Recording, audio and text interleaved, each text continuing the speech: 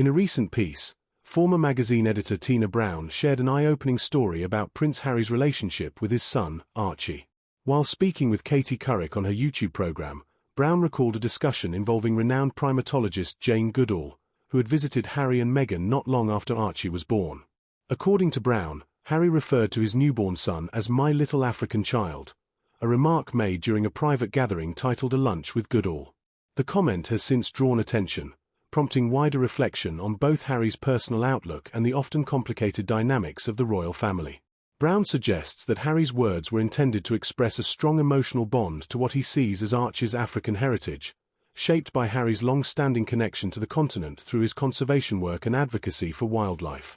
Even so, the phrasing sparked criticism, with some observers questioning whether it was poorly judged or insensitive, particularly against the backdrop of ongoing conversations about race and identity.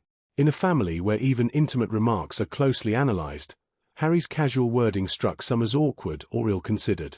Brown also broadens the discussion to the royal family's response to Harry's decision to step away from royal life. She explains that the Queen and other senior royals had long suspected Harry might eventually leave his formal duties.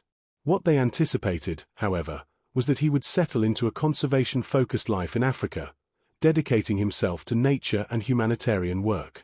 Instead, Harry chose an entirely different direction, relocating to Montecito, California, and immersing himself in a celebrity-centered lifestyle that bore little resemblance to the quiet, purpose-driven existence his family had envisioned. This divergence from expectations came as a surprise not only to the royal family but perhaps even to Harry himself. The life he now leads, filled with media attention and public visibility, appears to be the opposite of the low-key service-oriented path many believed he was destined for. The contrast between the imagined future in Africa and his current reality in the United States is striking.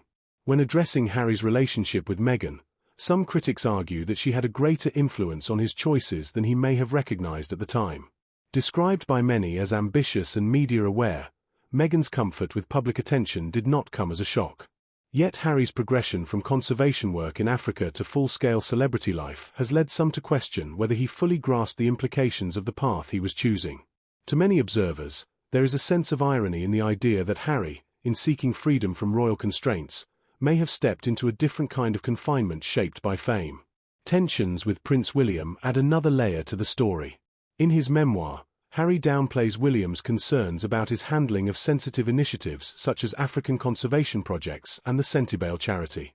While these disagreements are often framed as sibling rivalry, Brown suggests they may reflect deeper disagreements over responsibility and stewardship.